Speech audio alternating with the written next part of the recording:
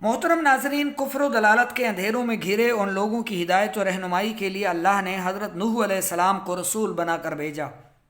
صحیح قول کے مطابق اس وقت آپ علیہ السلام کی عمر مبارک 40 سال تھی جب آپ کو ان کفار کی طرف بھیجا گیا کہ وہ انہیں جا کر بتوں کی پرستش سے باز رکھیں اور نیکی کی دعوت دیں۔ اللہ نے حضرت نوح علیہ السلام کو یہ حکم دیا کہ وہ اپنی قوم کو عذاب الہی سے ڈرائیں کہ اگر وہ لوگ ایمان نہ لائے تو ان پر دنیا میں بھی خوفناک عذاب آئے گا اور آخرت میں بھی دردناک عذاب کا شکار ہوں گے۔ چنانچہ قرآن پاک میں ہے، پارہ 29 سورہ نوح کی آیت نمبر 1، بے شک ہم نے نوح کو اس کی قوم کی طرف بھیجا کہ اس وقت سے پہلے اپنی قوم کو ڈرا کہ ان پر دردناک عذاب آئے۔ حضرت نوح علیہ السلام نے حکم الہی کی تعمیل میں قوم سے فرمایا، اے میری قوم، میں تمہیں اللہ کے عذاب سے بہت واضح انداز میں خبردار کرنے اور ڈر سنانے والا ہوں، اور تمہیں کہتا ہوں کہ اللہ کی وحدانیت کا اقرار کرو، شرک نہ کرو، اور خدا کے غضب سے بچنے کے لیے اس کی نافرمانی سے دور رہو۔ اگر تم نے میرے احکام کی تعمیل کی، میری اطاعت کی اور میرے لائے ہوئے دین کی تصدیق کی تو اللہ تمہارے گناہ بخش دے گا اور تمہیں عذاب سے محفوظ رکھے گا۔ چنانچہ قرآن پاک میں ارشاد باری تعالیٰ ہے، ترجمہ، اے میری قوم، بے شک میں تمہارے لیے کھلا ڈر سنانے والا ہوں۔ اے میری قوم، بے شک میں تمہارے لیے کھلا ڈر سنانے والا ہوں کہ اللہ کی بندگی کرو اور اس سے ڈرو اور میرا حکم مانو، وہ تمہارے کچھ گناہ بخش دے گا اور ایک مقررہ مدت تک تمہیں مہلت دے گا۔ بے شک اللہ کی مقررہ مدت جب آ جائے تو اسے پیچھے نہیں کیا جاتا۔ کیا ہی اچھا ہوتا اگر تم جانتے۔ یہ پارہ 29 میں سورہ نوح کی آیت نمبر 2 سے 4 تک آپ نے سماعت فرمایا۔ حضرت نوح علیہ السلام کی تبلیغ کے جواب میں قوم نے سرکشی کا مظاہرہ کیا، آپ علیہ السلام کو جھوٹا قرار دیا، توحید کو ماننے اور شرک کو چھوڑنے سے انکار کر دیا، اور اس کے علاوہ دھمکی دی کہ اگر تم اپنے واعظ و نصیحت اور دین کی دعوت سے باز نہ آئے تو ہم تمہیں پتھر مار مار کر قتل کر دیں گے۔ اس انکار و تکذیب اور دھمکیوں کے ساتھ آپ علیہ السلام کی شان میں گستاخانہ جملے بھی کہنے لگے کہ یہ پاگل ہے۔ گویا حضرت نوح علیہ السلام کو جسمانی، روحانی، قلبی، ذہنی ہر طرح کی ایذا پہنچانے کی ان سرکشوں بدمعاشوں نے کوشش کی، لیکن حضرت نوح علیہ السلام بھی اولو العزم یعنی انتہائی باہمت رسول تھے۔ آپ علیہ السلام نے دعوت دین کی خاطر ان تمام تکالیف کو برداشت کیا۔ قرآن کریم میں اللہ رب العزت کا ارشاد ہے، ترجمہ، ان سے پہلے نوح کی قوم نے جھٹلایا تو انہوں نے ہمارے بندے کو جھوٹا کہا اور کہنے لگے یہ پاگل ہے، اور نوح کو جھڑکا گیا، اور اللہ نے نبی کریم علیہ السلام کو اولو العزم رسولوں کی طرف صبر و برداشت کا حکم دیا، اور ان باہمت رسولوں میں حضرت نوح علیہ السلام بھی داخل ہیں۔ چنانچہ ارشاد باری تعالیٰ ہے، ترجمہ، تو اے حبیب صلی اللہ علیہ وآلہ وسلم، تم صبر کرو جیسے ہمت والے رسولوں نے صبر کیا۔ حضرت نوح علیہ السلام قوم کے سخت ناروا سلوک کے باوجود انہیں توحید پر ایمان لانے اور عبادت الہی کی دعوت دیتے رہے۔ چنانچہ ایک موقع پر آپ علیہ السلام نے قوم سے فرمایا، اے میری قوم، ایمان قبول کر کے اللہ کی عبادت کرو، کیونکہ اس کے سوا کوئی اور ایسا ہے ہی نہیں کہ جس کی عبادت کی جا سکے،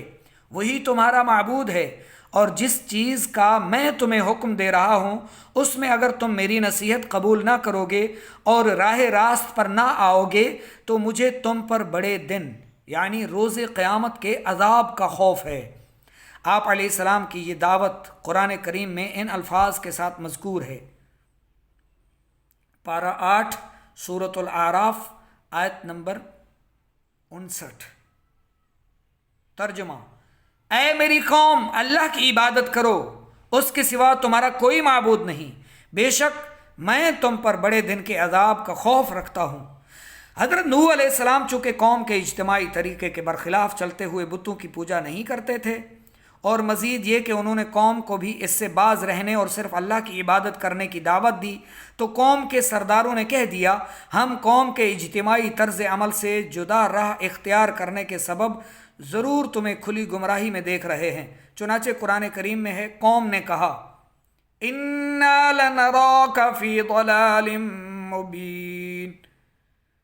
ترجمہ: بے شک ہم تمہیں کھلی گمراہی میں دیکھتے ہیں۔ سرداران قوم کا جہالت و صفاحت سے بھرپور جواب سن کر کمال خلق کا مظاہرہ کرتے ہوئے حضرت نوح علیہ السلام نے فرمایا: اے میری قوم، مجھ میں گمراہی کی کوئی بات نہیں، بلکہ میں تو اپنے رب کی طرف سے تمہاری ہدایت کے لیے رسول بنا کر بھیجا گیا ہوں،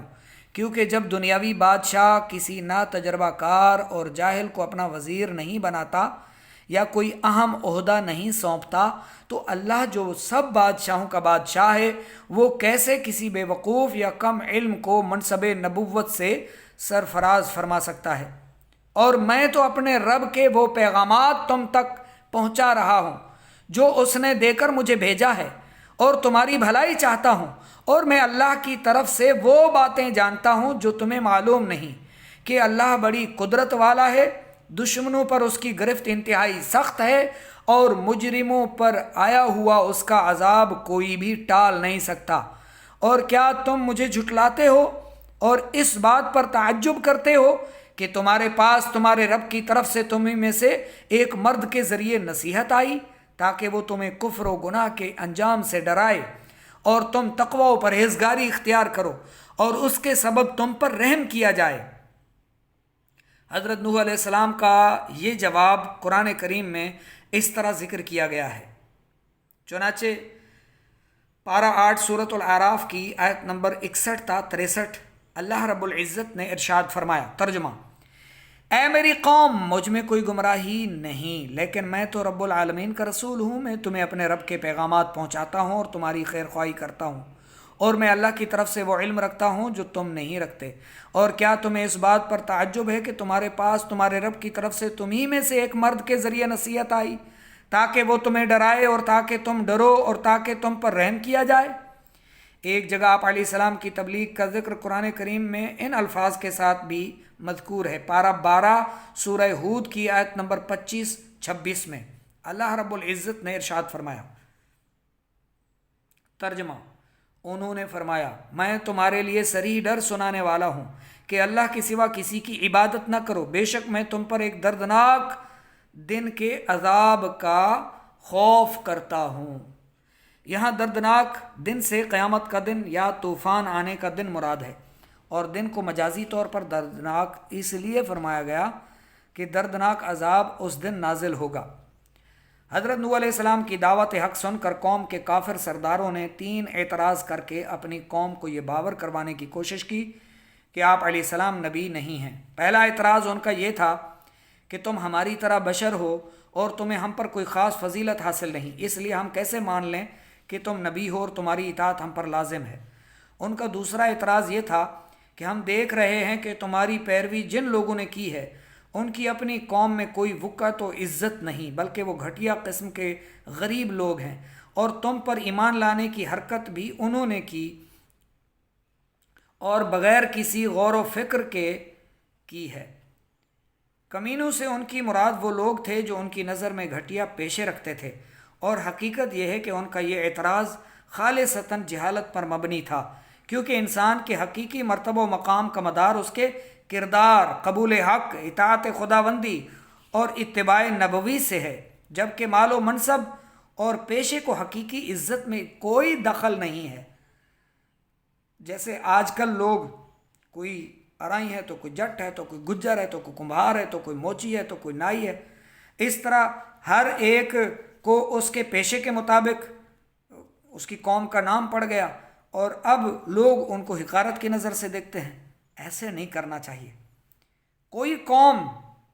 یہ جو قومی نام ہیں وہ بڑے یا چھوٹے نہیں ہوتے، یہ پیشے، یہ کام، ان کا کوئی عمل دخل نہیں ہے آپ کی عزت میں۔ آپ کی عزت میں آپ کے کردار کا عمل دخل ہے، آپ کے کردار، آپ کے اخلاق۔ اچھا، یہ لفظ اخلاق نہیں ہے، بعض لوگ اخلاق بولتے ہیں، اس کا اخلاق اچھا ہے، اخلاق ایسا ہے ویسا ہے۔ اخلاق نہیں ہے، درست تلفظ کیا ہے؟ اخلاق۔ تو مین چیز ہے آپ کا کردار، آپ کا اخلاق۔ آپ اچھے اخلاق والے ہیں تو چاہے آپ کی قوم کوئی بھی ہو، لہٰذا ایک دوسرے کو قوم کے تانے نہ دیا کرو، ایک دوسرے کو قوم کی وجہ سے حقیر مت سمجھا کرو۔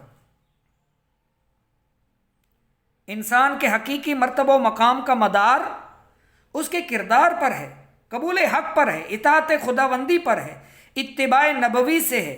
جبکہ مال و منصب اور پیشے کو حقیقی عزت میں کوئی دخل نہیں۔ اگر بادشاہت کے منصب والا قوم کو لوٹ کھائے اور سونے کا کاروبار کرنے والا خیانت کرے تو اس کی کیا عزت ہے؟ یہاں اصل عزت تو عوام کی فلاح کی کوشش کرنے اور دیانت داری سے کاروبار کرنے میں ہوگی۔ نیز دیندار اور دیانتدار نیک سیرت پیشہ ور کو حقارت کی نظر سے دیکھنا اور انہیں حقیر جاننا جاہلانہ کام ہے، جاہلانہ فعل ہے۔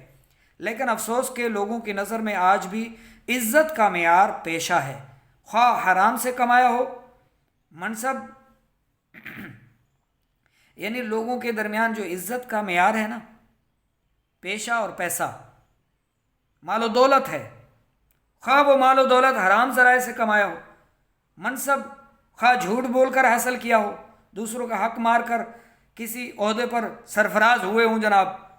اور رشوت دے کر حاصل کیا ہو، اس کی کوئی پرواہ نہیں ہے، بس وہ اسی کو زیادہ معزز سمجھتے ہیں۔ نہیں، اے ایمان والو،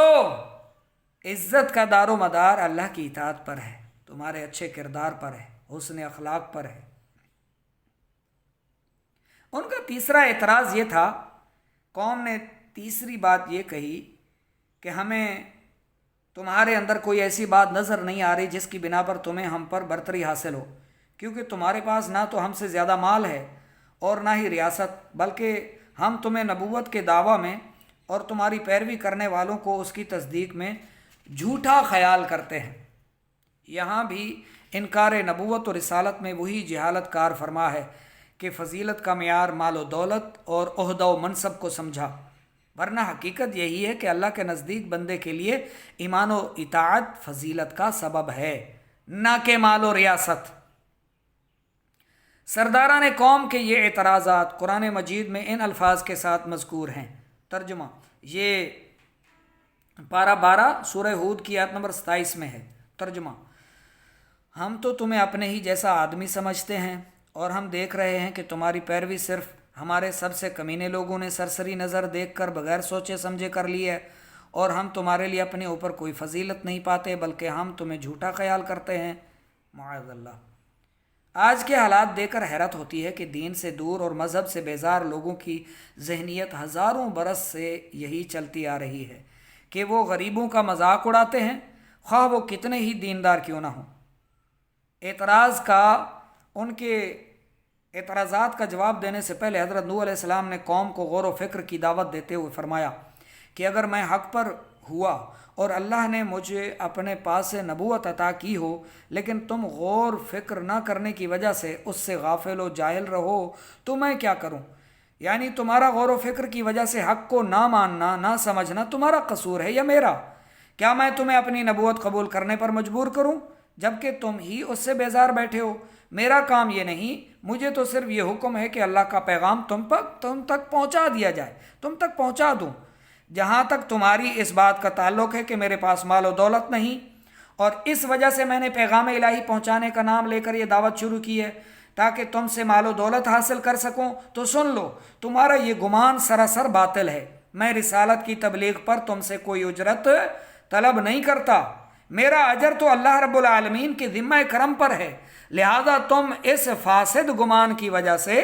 اپنے آپ کو اخروی سعادتوں کے حصول سے محروم نہ کرو۔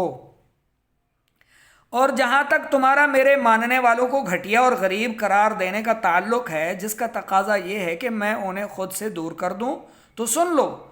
کہ تمہاری وجہ سے غریب مسلمانوں کو اپنے آپ سے دور نہیں کروں گا، کیونکہ یہ تو خدا کی بارگاہ میں حضوری کا شرف اور قرب کی فضیلت پانے والے ہیں، تو میں انہیں تمہارے گھٹیا کہنے کی وجہ سے کیسے نکال دوں؟ ہاں، اس کے برعکس میں تم لوگوں کو جہالت کا شکار سمجھتا ہوں، کیونکہ تم ایمان جیسی عظمت و شرافت والی دولت رکھنے والوں کو گھٹیا کہتے ہو۔ پھر یہ بھی ہے کہ بفرض محال اگر میں خداوند قدوس کے حکم کے برخلاف کافر و فاجر کو تو عزت سے اپنے قریب بٹھاؤں اور متقی مومن کی توہین کر کے اسے اپنی مجلس سے نکال دوں، تو یہ اللہ کے حکم کی صریح خلاف ورزی ہوگی۔ اور اس کی وجہ سے میں اللہ کے عذاب کا حقدار ٹھہروں گا۔ مجھے بتاؤ پھر اس وقت مجھے اللہ کے عذاب سے کون بچائے گا؟ یہ سب باتیں تمہیں غور و فکر کی دعوت دیتی ہیں۔ قرآن پاک میں حضرت نوح علیہ السلام کا یہ جواب ان الفاظ کے ساتھ مذکور ہے۔ پارہ 12 سورہ ہود، ترجمہ: اے میری قوم، بھلا بتاؤ کہ اگر میں اپنے رب کی طرف سے دلیل پر ہوں اور اس نے مجھے اپنے پاس سے رحمت عطا فرمائی ہو، پھر تم خود ہی اسے دیکھنے سے اندھے رہو، تو کیا میں تمہیں اس یعنی ایمان کو قبول کرنے پر مجبور کروں، حالانکہ تم اسے پسند نہیں کرتے، ناپسند کرتے ہو؟ اور اے قوم، میں تم سے اس پر کوئی مال نہیں مانگتا، میرا اجر تو اللہ ہی پر ہے، اور میں مسلمانوں کو دور نہیں کروں گا، بے شک یہ اپنے رب سے ملنے والے ہیں، لیکن میں تم لوگوں کو بالکل جاہل قوم سمجھتا ہوں۔ اور اے میری قوم، اگر میں انہیں دور کر دوں تو مجھے اللہ سے کون بچائے گا؟ تو کیا تم نصیحت حاصل نہیں کرتے؟ سرداران قوم کا نظریہ یہ تھا کہ خدا کا رسول مخلوق سے جداگانہ کچھ اور ہی چیز ہونا چاہیے، خزانوں سے لبریز ہو، سب غیبی علوم جانتا ہو، انسان کی بجائے فرشتہ ہو وغیرہ۔ ان عجیب و غریب تخیلات کے جواب میں حضرت نوح علیہ السلام نے بڑے خوبصورت جواب دیے، جس کا خلاصہ یہ ہے کہ میرا دعویٰ یہ ہے کہ میں خدا کا نبی ہوں، یہ دعویٰ نہیں کہ خزانوں کا مالک ہوں۔ نبوت کا خزانوں کا مالک ہونے سے کیا تعلق؟ یہ کوئی شرط نبوت نہیں، لہذا جب میں نے ایسا دعویٰ ہی نہیں کیا تو تمہارا یہ اعتراض ظاہری مال و دولت نہ ہونے کی وجہ سے ہم تمہارے لیے اپنے اوپر کوئی فضیلت نہیں پاتے بالکل بے محال ہے، کیونکہ میں نے کبھی مال کی فضیلت جتائی ہے اور نہ دنیاوی دولت کی توقع رکھنے کا تمہیں کہا ہے، اور اپنی دعوت کو مال کے ساتھ وابستہ بھی نہیں کیا۔ پھر تم یہ کیسے کہہ سکتے ہو کہ ہم تم میں کوئی مالی فضیلت نہیں پاتے؟ اور میں نے تم سے کب یہ کہا کہ میں ہر غیب خود ہی جان لیتا ہوں اور اپنے ماننے والوں کے دلوں کے حال جان کر فیصلہ کروں کہ دل سے ایمان لائے یا نہیں لائے؟ دنیا میں لوگوں کے ایمان کا فیصلہ ظاہر پر کیا جاتا ہے، لہٰذا ان کے ظاہر کے پیش نظر میں انہیں مسلمان ہی قرار دیتا ہوں۔ یہاں یہ بات یاد رہے کہ انبیاء علیہ السلام کو غیب کا علم ملنا قرآن سے ثابت ہے۔ یہاں حضرت نوح علیہ السلام کا فرمانا کافروں کے الزام کی نفی کے طور پر تھا، لہٰذا ایسی جگہ علم غیب کی نفی سے مراد ذاتی علم غیب کی نفی ہوتی ہے، ورنہ اللہ کی عطا سے جو عطا علم غیب عطائی ہوتا ہے تو انبیاء علیہ السلام جانتے ہیں، جیسا کہ قرآن پاک میں ہے عالم الغیب فلا یظہر علی غیبہ احدا الا من ارتضی من رسول۔ 29ویں پارے سورۃ الجن کی آیت نمبر 26 اور 27 میں اللہ نے فرمایا غیب کا جاننے والا اپنے غیب پر کسی کو اطلاع نہیں دیتا سوائے اپنے پسندیدہ رسولوں کے، الا من ارتضی من رسول، انہیں رسولوں کو علم غیب عطا فرماتا ہے۔ اور وما کان اللہ لیطلعکم علی الغیب ولکن اللہ یجتبی من رسلہ من یشاء، یہ بھی پارہ 4 اور سورہ آل عمران کی آیت نمبر 179 میں موجود ہے۔ اے عام لوگو، اللہ تمہیں غیب پر مطلع نہیں کرتا، البتہ اللہ اپنے رسولوں کو منتخب فرما لیتا ہے جنہیں پسند فرماتا ہے۔ حضرت نوح علیہ السلام نے مزید فرمایا کہ میں اپنی دعوت کو اپنے فرشتہ ہونے پر موقوف نہیں کیا